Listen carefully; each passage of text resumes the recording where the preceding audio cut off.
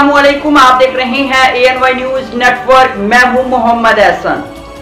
खबर शामिल करते हैं साहिवाल से। एग्जीक्यूटिव डायरेक्टर प्रिंस सल्दा हुसैन की रिपोर्ट के मुताबिक human welfare society registrar Sahiwal international के सदर चौधरी सरदार अली ने कहा है कि रहमत शरीफ मेडिकल सेंटर पर मरीजों का मुफ्त इलाज हो रहा है। मुस्तहिक मरीजों को इलाज मुआवजे के साथ साथ अद्वियात भी फराहम की जा रही हैं। दुखी और बेसहारा इंसानियत मरीजों की खिदमत ह्यूमन वेलफेयर सोसाइटी साहिवाल का मिशन है। दीगर साहिब सरवत अफराद भी इस कार्य खैर में हिस्सा लें और अल्लाह ताला की रज़ा हासिल करें। इन ख्यालात का इज़हार सदर चौधरी सरदार अली ने सरपरस्त चौधरी हशमत अली, सीनियर नायब सदर Sajid Sharif Chaudhary, general secretary Mohammad Ashraf Chaudhary, finance secretary Chaudhary Abdurrauf के हमरा मीडिया से गुफ्तगू करते हुए किया। उन्होंने कहा कि रहमत शरीफ मेडिकल सेंटर अस्पताल ओल्ड हड़प्पा रोड चौक 97/6R साहिवाल पर गरीब और मुस्तहिक मरीजों के इलाज मुआवजे के लिए डॉक्टरों की टीमें काम कर रही हैं। जदीद आलात के जरिए मरीजों का इलाज और चेकअप किया जाता है।